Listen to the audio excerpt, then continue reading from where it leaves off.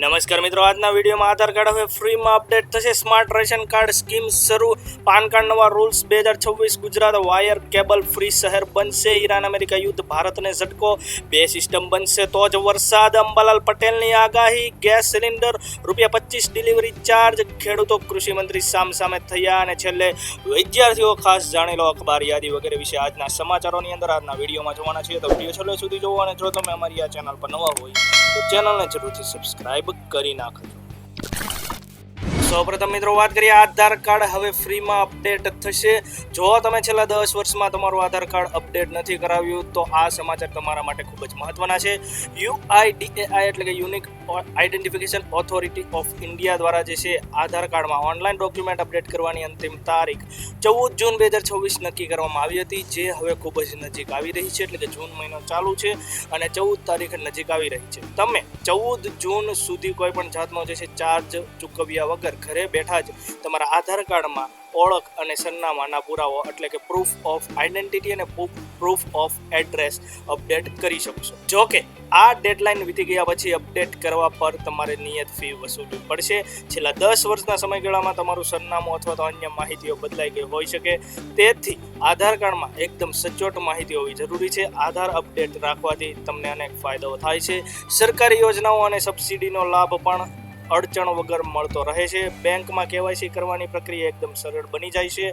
નવું sim card લેવામાં કે અન્ય કોઈ પણ જગ્યાએ જે છે ઓળખની ચકાસણી કરવામાં મુશ્કેલી પડતી નથી. ખાસ ધ્યાન રાખો કે મફત સુવિધા માત્ર, ખાસ તમારે એ ધ્યાન રાખવાનું છે કે આ મફત સુવિધા માત્ર માય આધાર પોર્ટલ પર એટલે કે ઓનલાઈન તમે આધાર અપડેટ કરાવશો તો એના માટે જ અવેલેબલ છે 14 જૂન સુધી. જો તમે આધાર સેન્ટર પર એટલે કે આધાર કેન્દ્ર પર જઈને તમે અપડેટ કરાવશો તમારું પ્રૂફ ઓફ આઈડેન્ટિટી કે પ્રૂફ ઓફ એડ્રેસને, ત્યાં તમારે ₹50ની ફી વસૂલવી પડશે. અને એની સિવાયનું કોઈ પણ તમે અપડેટ કરાવશો તો એના માટે સ્ટાન્ડર્ડ ચાર્જ છે તમારે લાગશે. ત્યારબાદ મિત્રો આગળ વાત કરીએ, રેશન કાર્ડ ધારકો, ખાસ કરીને ગુજરાતના રેશન કાર્ડ ધારકો માટે સ્માર્ટ રેશન કાર્ડ સ્કીમ શરૂ. એટલે કે હવે ગુજરાતના રેશન કાર્ડ ધારકોને પણ મળશે સ્માર્ટ કાર્ડ. તો અહીંયા તમે જોઈ શકો છો, government of Gujarat implementing smart ration card scheme. બરોબર છે, તો ગુજરાત ગવર્મેન્ટે જે છે સ્માર્ટ રેશન કાર્ડ સ્કીમની અંદર ઇમ્પ્લિમેશન કરી દીધું છે. એટલે કે પ્રોવાઈડ કરી રહી છે government of Gujarat smart ration card. એ પણ ડાયરેક્ટલી અહીંયા તમે જોઈ શકો છો, delivery directly via speed post એટલે કે પોસ્ટના માધ્યમથી તમારા ઘરના દરવાજે એટલે કે તમારા ઘરે તમે ઘરે બેઠા સ્માર્ટ કાર્ડ મેળવી શકો છો. અહીંયા તમે જોઈ શકો છો smart card beneficiary are receiving digitalise smart card equip with QR code. એટલે કે તમને જે સ્માર્ટ કાર્ડ મળશે એમાં QR કોડ હશે, સિગ્નેચર હશે, ફાસ્ટર ઓથેન્ટિકેશન એટલે કે તમારું જે ઓથેન્ટિકેશન કરવામાં આવ્યું છે તો આ ડિજિટલ રેશન કાર્ડથી એક તો ઓથેન્ટિકેશનની પ્રક્રિયા ફાસ્ટ થશે. તમે એને જે છે ઓનલાઈન ડાઉનલોડ પણ કરી શકશો ઓફિશિયલ જે પોર્ટલ હોય એની મદદથી. બરોબર છે, તો તમારે કાર્ડ ખોવાઈ જવાની, ફાટી જવાની એવો કોઈ પણ પ્રશ્ન પણ નહીં રહે. ત્યારબાદ બીજી રેશન કાર્ડને લઈને મિત્રો અપડેટની વાત કરીએ. અહીંયા તમે જોઈ શકો છો મેન્ડેટરી KYC. તો અહીંયા તમે જોઈ શકો છો ગુજરાતની અંદર જે છે ખાસ કરીને KYC ને ફરજિયાત કરી દેવામાં આવ્યું છે. All ration card holders must complete biometric KYC. બરોબર છે, તો ખાસ કરીને ગુજરાતના જેટલા પણ રેશન કાર્ડ ધારકો છે એને KYC હજુ પણ કરવાનું બાકી છે, તો એ લોકોએ જે છે KYC કરાવી લેવાનું રહેશે આધાર કાર્ડની મદદથી. બરોબર છે, જેથી કરીને એ લોકોને સબસિડાઇઝ ફૂડ જે છે મળતું રહે. એટલે કે તમને જે પ્રધાનમંત્રી ગરીબ કલ્યાણ અન્ન યોજના અંતર્ગત જે ફ્રીમાં રાશન ને એવું મળે છે એ લાભ મળતા રહે. ત્યારબાદ મિત્રો વાત કરીએ ડોર સ્ટેપ સર્વિસ. તો to facilitate this the Gujarat postal circle provide free door step KYC. તો ખાસ કરીને મિત્રો જે લોકોને જે છે KYC બાકી છે તો એ લોકો ડોર સ્ટેપ સર્વિસ એટલે કે પોતાના ઘરે બેઠા પણ KYC કરાવી શકે છે રેશન કાર્ડની અંદર. તો એના માટે જે છે પોસ્ટ જે ગુજરાત પોસ્ટ હોય છે તો એ લોકો જે છે આ સર્વિસ પ્રોવાઈડ કરે છે. ગ્રામ ડાક સેવક દ્વારા જે છે આ સર્વિસ પ્રોવાઈડ તમને કરવામાં આવશે. તો એ તમારા ઘરે આવશે અને એ જે છે ઓનલાઈન KYC તમારા ઘરે બેઠા કરાવી શકે છે.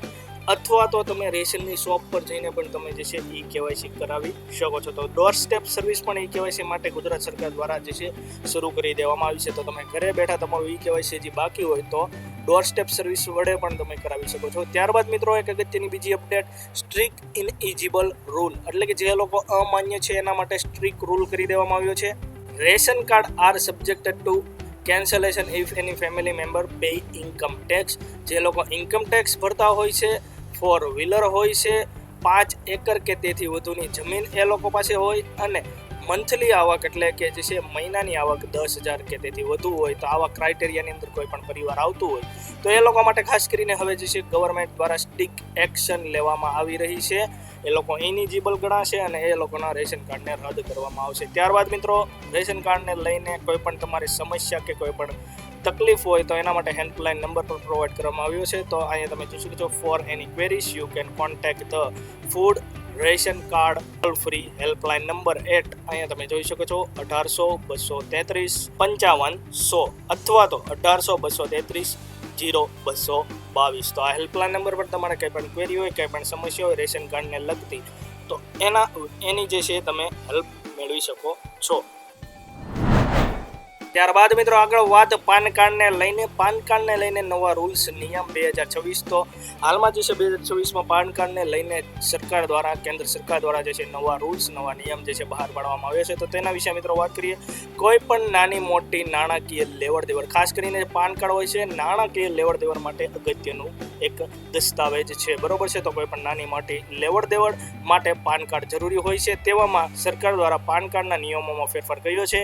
ઘણી જે છે નાની જગ્યાએ જે છે પાન કાર્ડ આપવું પડતું હતું તેમાં જે છે રાહત, જ્યારે અમુક નિયમોમાં જે છે વધુ કડક કરવામાં આવ્યા છે. અમુક નિયમોને જે વધુ કડક કરવામાં આવ્યા છે તો સરકાર દ્વારા અમુક નિયમોમાં રાહત પણ આપવામાં આવી છે. તો સૌપ્રથમ મિત્રો વાત કરીએ, હોટલ કે રેસ્ટોરન્ટમાં જે 50,000 સુધીના બિલ પર પાન કાર્ડ આપવું પડતું હતું તેમાં વધારો કરી હવે માત્ર 1 લાખ કે તેથી વધુના બિલ માટે જ પાન કાર્ડ આપવું પડશે. તો એ નિયમમાં છૂટ આપવામાં આવી છે, એટલે કે રાહત આપવામાં આવી છે. ત્યારબાદ પ્રોપર્ટી અથવા તો જમીન ખરીદ વેચાણ માટે જે છે 30 લાખની લિમિટ હતી, એટલે કે તમે 30 લાખની કે એનાથી વધારેની તમે જમીન લ્યો, પ્રોપર્ટી લ્યો કે વેચાણ કરો કે ખરીદો તો એના માટે તમારે પાન કાર્ડની જરૂર પડતી હતી. પાન કાર્ડ આપવું ફરજિયાત હતું, પરંતુ એ લિમિટને વધારીને હવે જે છે 45 લાખ કરી દેવામાં આવી છે. ત્યારબાદ મિત્રો આગળ વાત કરીએ તો ડેબિટ કાર્ડ માટે જે છે એપ્લાય કરવા માટે જે છે પાન કાર્ડની જરૂરિયાતને સમાપ્ત કરી દેવામાં આવી છે. ત્યારબાદ કેશ ડિપોઝિટની મર્યાદા ₹50,000 હતી, જે વધારીને હવે જે છે વાર્ષિક લિમિટ કરી દેવામાં આવી છે.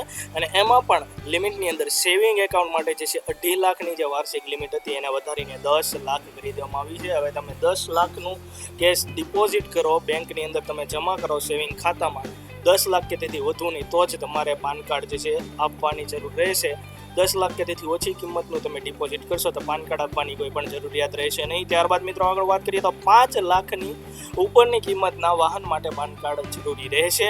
કોઈ પણ પ્રકારની વીમા પોલિસી માટે પાન કાર્ડ ખાસ કરીને જરૂરી રહેશે. 2 લાખથી વધુના સ્ટેમ્પ પેપર માટે પાન કાર્ડ જરૂરી કરી દેવામાં આવ્યું છે. હવે પાન કાર્ડ બનાવવા માટે માત્ર આધાર કાર્ડ ડોક્યુમેન્ટ તરીકે નહીં, પરંતુ વધારાનું ડોક્યુમેન્ટ પણ જરૂરી રહેશે.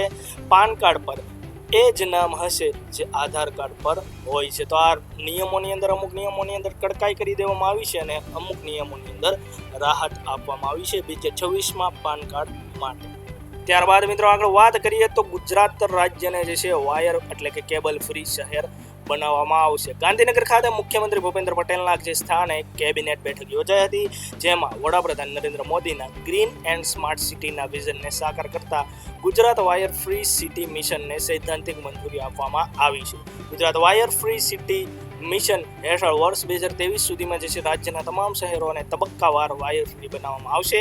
આ મહત્વકાંક્ષી મિશન પ્રારંભિક તબક્કા માટે રાજ્ય સરકાર દ્વારા ₹500 કરોડની જોગવાઈ મંજૂર કરવામાં આવી છે. વાયર ફ્રી મિશન અંતર્ગત જે છે શહેરોમાં હાલ અસ્તિત્વ ધરાવતા ઓવરહેડ વીજ વિતરણ નેટવર્કને સંપૂર્ણપણે અંડરગ્રાઉન્ડ એટલે કે ભૂમિગત કેબલ નેટવર્કમાં રૂપાંતરિત કરવામાં આવશે, જેમાં 14,600 સર્કિટ કિલોમીટરથી વધુ હાઈ ટેન્શન ઓવરહેડ નેટવર્ક અને 31,400 સર્કિટ કિલોમીટરથી વધુ લો ટેન્શન ઓવરહેડ નેટવર્કને તબક્કાવાર ભૂમિગત કરાશે. આ પ્રોજેક્ટના પ્રથમ તબક્કામાં 11 કિલોવોટ એટલે કે 11 kV ઓવરહેડ લાઇન અને ત્યારબાદ જે છે લો ટેન્શન લાઇનનો ભૂમિગત કેબલમાં રૂપાંતરિત કરવામાં આવશે. અંડરગ્રાઉન્ડ કેબલિંગ થવાથી વાવાઝોડા જેવી કુદરતી આફતો વખતે વાયર તૂટવાની કે શોર્ટ સર્કિટ થવાની દુર્ઘટના અટકી જશે. આ ઉપરાંત ટેકનિકલ ફોલ્ટનું પણ પ્રમાણ જે છે ઘટવાથી નાગરિકોને વધુ ગુણવત્તાયુક્ત અને કોઈપણ પ્રકારનું અવરોધ વિના અવિરત વીજળી જે છે પ્રાપ્ત થશે. અને ત્યારબાદ મિત્રો વાત કરીએ ઈરાન અમેરિકા યુદ્ધને લઈને. ઈરાન અમેરિકા યુદ્ધની અપડેટ અને એના કારણે જે છે ભારતને મોટો ઝટકો લાગ્યો છે. ઈરાન અમેરિકા યુદ્ધ વિરામની સ્થિતિ હતું તેવામાં ફરી બંને દેશો દ્વારા જે છે સામસામે ડ્રોન અને મિસાઇલ વડે હુમલા હાલમાં થઈ રહ્યા છે. કુવૈત ઇન્ટરનેશનલ એરપોર્ટ પર ઈરાની ડ્રોન હુમલામાં જે છે એક ભારતીયનું મોત પણ થયું છે અને તેમાં ભારતીય વિદેશ મંત્રાલય દ્વારા બંને પક્ષોને યુદ્ધ બંધ કરવાની અપીલ પણ કરવામાં આવી છે. પરંતુ આવી સ્થિતિમાં અમેરિકી રાષ્ટ્રપતિ ડોનાલ્ડ ટ્રમ્પે એક નવો પ્લાન બનાવી રહ્યા છે, એટલે કે એને નવો પ્લાન ઘડી દીધો છે. એ નવા પ્લાન બનાવવાના મૂડમાં છે ડોનાલ્ડ ટ્રમ્પ અમેરિકી રાષ્ટ્રપતિ. ભારતીય સામાનો પર જે છે 12.5% એક્સ્ટ્રા ટેરિફ લગાવી શકે છે, એટલે કે એક્સ્ટ્રા ટેરિફ લગાવવાનો નવો પ્લાન લાવી રહ્યા છે અમેરિકી રાષ્ટ્રપતિ ડોનાલ્ડ ટ્રમ્પ. અને આ ટેરિફ ન કે માત્ર ભારત પર પરંતુ બીજા 54 જેટલા દેશો પર ફરજિયાત મજૂરીનો આરોપ લગાવવામાં આવ્યો છે. એટલે કે આ ટેરિફ ભારત સહિત બીજા પણ 54 જેટલા રાજ્યો પર એટલે કે દેશો પર જે છે લાગવા જઈ રહ્યો છે. એવો પ્લાન જે છે લાવી રહ્યા છે અમેરિકી રાષ્ટ્રપતિ. એક બાજુ અમેરિકા ભારતની ટ્રેડ ડીલ ચાલી રહી છે, તેવામાં અમેરિકાએ ભારત સહિત 60 જેટલા દેશો પર જે છે આ ટેરિફ લગાવવાનો પ્રસ્તાવ મૂક્યો છે. આના કારણે ભારતીય રૂપિયો જે છે 28 પૈસા જે છે એ 28 પૈસા ગબડી ગયો છે અને 95.64 પ્રતિ ડોલર પર પહોંચી ગયો છે. તો આના કારણે જે છે ભારતને ઝટકો લાગ્યો છે, એટલે કે હવે ટૂંક જ સમયની અંદર ભારત પર 12.5%નો એક્સ્ટ્રા ટેરિફ સામાનો પર લાગી શકે છે. તો એના કારણે પણ જે વિદેશમાંથી આવતી વસ્તુઓ છે એના ભાવમાં વધારો થઈ શકે છે અને આમ જનતાને મોંઘવારીનો માર સહન કરવો પડી શકે છે. ત્યારબાદ મિત્રો આગળ વાત કરીએ, 2 સિસ્ટમ બનશે તો જ વરસાદ થશે, નહીતર જે છે દુષ્કાળની પરિસ્થિતિ. ભારત સહિત દુનિયાભરમાં 3 મહિના સુધી જે છે દુષ્કાળની આશંકા. કેન્દ્રીય મોસમ વિભાગ દ્વારા રાજ્યોને ચેતવણી આપવામાં આવી છે. એક્શન પ્લાન લાગુ કરવાની પણ સૂચના આપવામાં આવી છે. આંતરરાષ્ટ્રીય મોસમ વિભાગ મુજબ જો 2 સિસ્ટમ બનશે તો જ વરસાદ થશે, નહીતર દુનિયાભરમાં દુષ્કાળ પડી શકે છે. ભારતીય મોસમ વિભાગ સાથે વૈશ્વિક મોસમ વિભાગે જળવાયુને લઈને ચેતવણી આપી છે. સંયુક્ત રાષ્ટ્રની આ મોસમ એજન્સી મુજબ પ્રશાંત મહાસાગરમાં ઝડપથી ગરમ થઈ રહેલ પાણીના કારણે જે છે જૂનથી લઈને ઓગસ્ટ સુધી અલ નીનોની જે છે બનવાની શક્યતા 80% સુધી છે. સાથે સાથે નવેમ્બરમાં જે છે એ શક્યતા વધીને જે છે 90% થઈ જશે, જેથી દુષ્કાળ પડી શકે છે. અને ભારતમાં પણ, અને માત્ર ભારતમાં નહીં પરંતુ ભારતમાં જે છે દુષ્કાળ નહીં પરંતુ ભીષણ ગરમી પણ પડી શકે છે. એટલે કે દુષ્કાળ સાથે સાથે ભીષણ ગરમીની જે છે આશંકા વ્યક્ત કરવામાં આવી છે વૈશ્વિક મોસમ એજન્સી દ્વારા. આના કારણે ચોમાસું નબળું પડશે અને વરસાદ પણ ઓછો થઈ શકે છે. તો તમે હાલની પરિસ્થિતિ ઉપરથી જ અનુમાન લગાવી શકો કે આ અલ નીનોની અસર હાલમાં ચાલુ છે. તમે હાલમાં જે છે ચોમાસાની સિઝન જે છે આની આગળના આપણે વર્ષની વાત કરીએ તો હાલમાં જે છે ચોમાસાની સિઝન શરૂ થઈ ગઈ હોય છે, પરંતુ હાલમાં તમે અત્યારે પરિસ્થિતિ જોઈ શકો છો કે હજુ પણ જે છે ગરમી પડી રહી છે. તો એ અલ નીનોની અસર જ છે. તો આના કારણે જે છે હજુ ઓગસ્ટ મહિનાની અંદર અને નવેમ્બર મહિના સુધી જે છે આ ગરમી જે છે લંબાવવાની શક્યતા છે અને એના કારણે દુષ્કાળ પણ પડી શકે છે. દુષ્કાળ જેવી પરિસ્થિતિ આ વર્ષની અંદર એટલે કે 2026માં આવી શકે છે. મોટી જે છે આગાહી કરવામાં આવી છે મોસમ વિભાગ દ્વારા. અને ત્યારબાદ મિત્રો આ દુષ્કાળની જે છે આગાહીની સાથે સાથે અંબાલાલ પટેલે પણ જે છે આગાહી કરી છે વરસાદને લઈને. તેના વિશે વાત કરીએ તો ગુજરાતમાં આકરા ઉનાળા બાદ હવે મેઘરાજાની આગમનની ઘડીઓ ગણાઈ રહી છે. હવામાન વિભાગ એટલે આઈએમડી અને રાજ્યના જાણીતા હવામાન નિષ્ણાત અંબાલાલ પટેલે આગામી દિવસોમાં ગુજરાતમાં પ્રી મોન્સૂન એક્ટિવિટી અને ચોમાસાના આગમનને લઈને મહત્વની આગાહી કરી છે.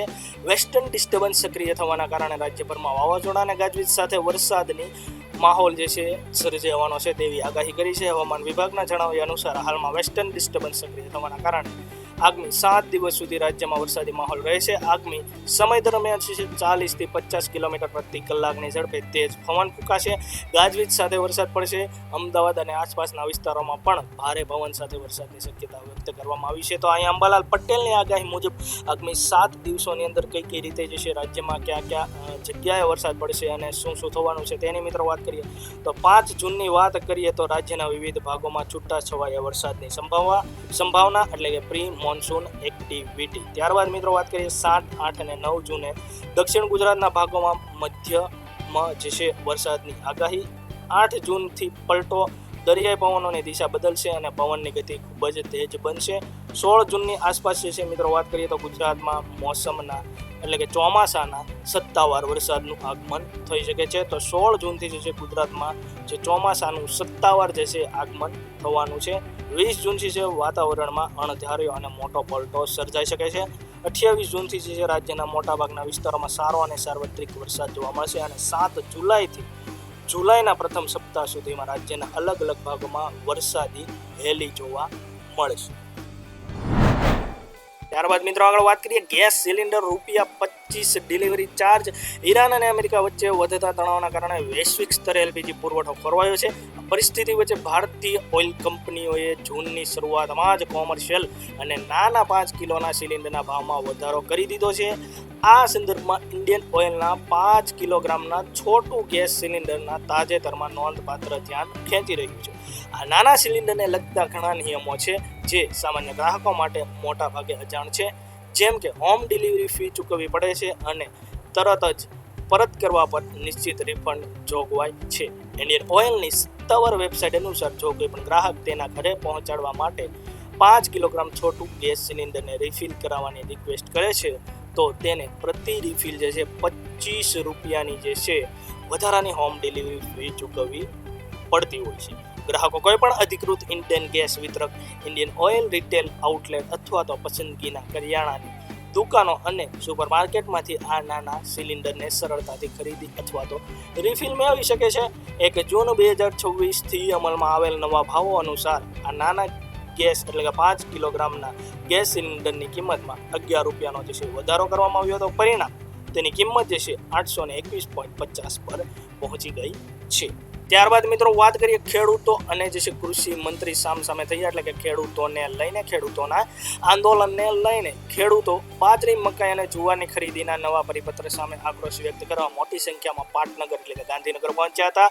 કેન્દ્ર અને રાજ્ય સરકાર દ્વારા જે છે બાજરી, મકાઈ અને જુવારના ટેકાની ભાવે ખરીદી પ્રક્રિયા માટે બહાર પાડવામાં આવેલા નવા પરિપત્રમાં ખેડૂતોએ જે છે ભારે નારાજગી ખેડૂતોની જોવા મળી હતી. એટલે કે પરિપત્રની અંદર જે ભાવ જાહેર કરવામાં આવ્યા હતા, જે બાજરી, મકાઈ અને જુવારના ટેકાના ભાવ હતા, એમાં જે છે ખેડૂતોને એ ભાવોમાં જે છે સંતોષ ન હતો.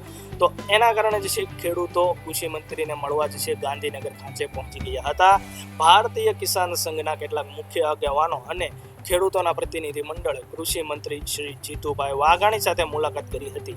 આ સાથે જ તેમણે અન્ન અને નાગરિક પુરવઠાના મંત્રીના પીએ જે હોય છે એ પીએને પણ મળીને પોતાની લેખિત રજૂઆત સોંપી હતી. ખેડૂતોની રજૂઆત સાંભળ્યા પછી કૃષિ મંત્રી જીતુભાઈ વાઘાણીએ આ મામલે સ્પષ્ટતા કરતા જણાવ્યું કે કેન્દ્ર સરકારે નક્કી કરેલા નિયમો મુજબ, માપદંડ મુજબ જ દરેક રાજ્યોને ખરીદીનો કોટા ફાળવવામાં આવતો હોય છે. તેમણે ખેડૂતોને આશ્વાસન આપ્યું હતું કે ગુજરાતના ખેડૂતોના હિતમાં આ કોટા વધારવા માટે રાજ્ય સરકાર ટૂંક જ સમયમાં કેન્દ્ર સરકાર સમક્ષ મજબૂત રજૂઆત કરશે. હવે કેટલાક સમયમાં ખેડૂતોની આ રજૂઆતનું સમાધાન આવશે અને ખેડૂતોને ન્યાય મળશે એ જોવાનું જ રહ્યું. તો ખેડૂતો સાથે હંમેશા જે છે સરકાર તરફથી કોઈ પણ જે છે એવી જે છે માત્ર ને માત્ર સંબોધન અથવા તો સંવાદના જ છે આપવામાં આવી રહેતી હોય છે. તાત્કાલિક કોઈ પણ ડિસિઝન આપવામાં આવતું નથી. જ્યારે બીજી બાજુ તમે જોતા હશો તો કોઈ પણ ઉદ્યોગપતિ હોય કે કોઈ પણ બીજા જે ગવર્મેન્ટ એટલે કે જે છે જે મંત્રીઓ હોય એને રિલેટેડ કોઈ પણ ફેસલા હોય, કોઈ પણ જે છે વ્યવસ્થા કરવાની હોય તો એ તાત્કાલિક ધોરણે થઈ જતી હોય છે. પરંતુ આવા કિસ્સાની અંદર ખેડૂતો અથવા તો આમ જનતા હોય છે, એવા કિસ્સાઓની અંદર માત્ર ને માત્ર સરકાર તરફથી આશ્વાસન જ આપવામાં આવે છે અને સમય વીતી જતાં આ બધું જ ભૂલાઈ જતું હોય છે અને કોઈ પણ પ્રકારનો ન્યાય જે છે મળતો નથી. તો ખેડૂતોને જે છે આ બાબતે હવે ક્યારે ન્યાય મળશે એ જોવાનું જ રહ્યું.